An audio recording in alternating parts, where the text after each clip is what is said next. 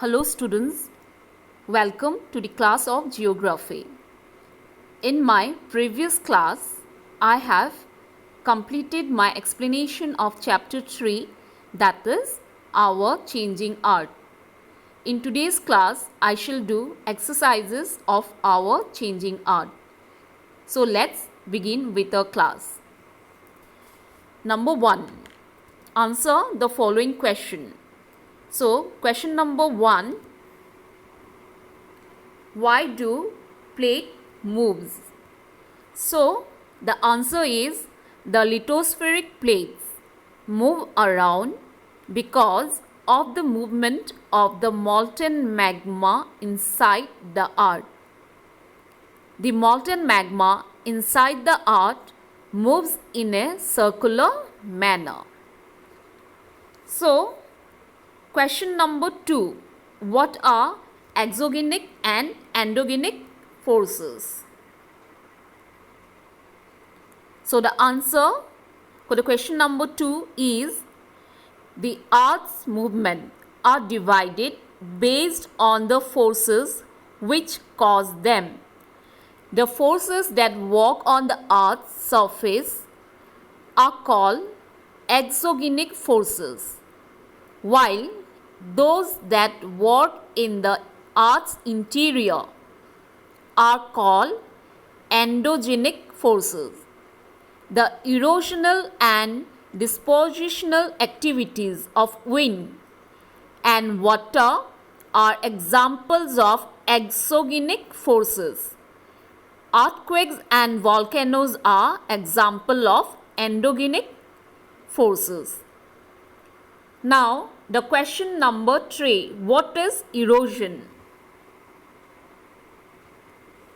So, the answer to question number 3 is erosion is the wearing away of the landscape by different agents like wind, water and ice. Now, question number 4. How are flood plains formed? So, answer to question number 4 is during its course through a plain, a river sometimes overflows its banks. This leads to the flooding of neighboring areas. As it floods, the river water deposits layers of fine soil and sediments on its banks. This leads to the formation of a flat, fertile flood plain. So, next question number 5. What are sand dunes? So, answer to the question number 5 is in deserts, when wind blows, it lifts and transports sand from one place to another.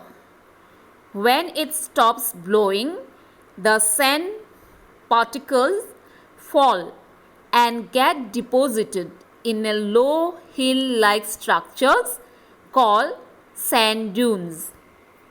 Next, question number 6. How are beaches formed?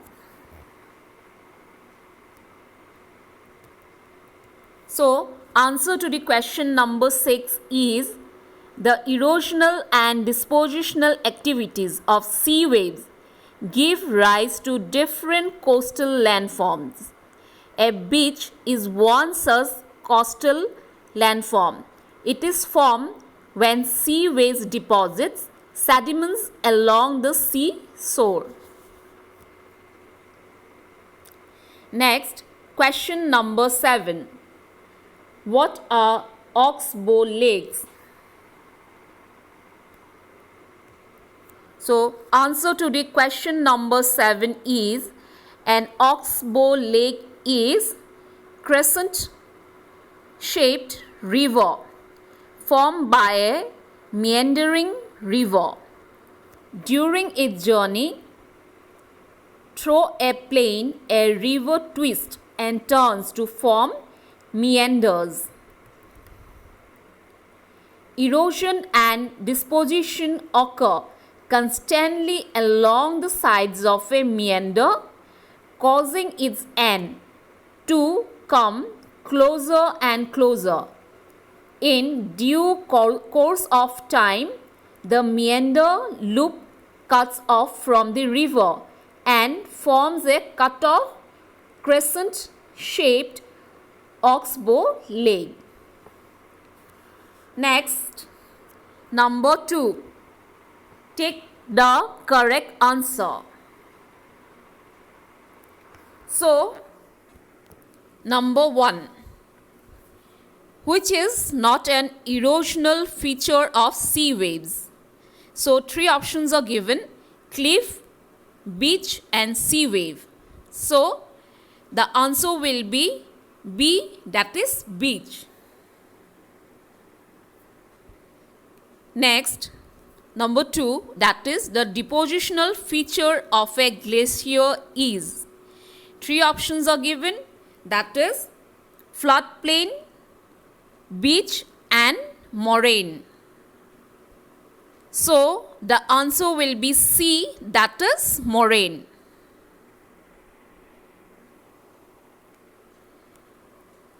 Number 3, which is caused by the sudden movements of the earth. So, 3 options are given, that is volcano, folding and flood plain. So, the answer will be A, that is volcano. Next, number 4, mushroom rocks are found in. 3 options are given, that is deserts, river valleys and glaciers. The answer will be A, desert. Next, number 5, oxbow lakes are found in. 3 options are given, glaciers, river valleys and deserts. So, the option will be number B, that is river valleys.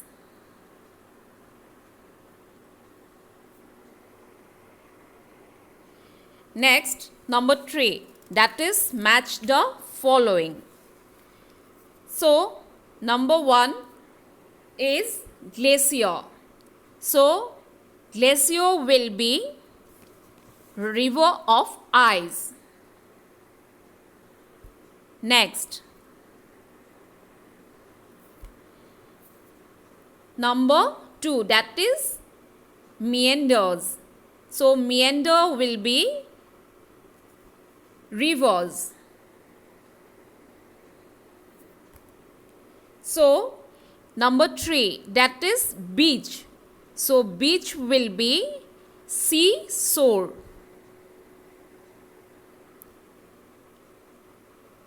Next, sand dunes. So, sand dunes will be deserts. So, number 5. Number 5 is waterfall. So, waterfall will be hard bed rock. So, next number 6 will be earthquake. So, earthquake will be vibrations of earth.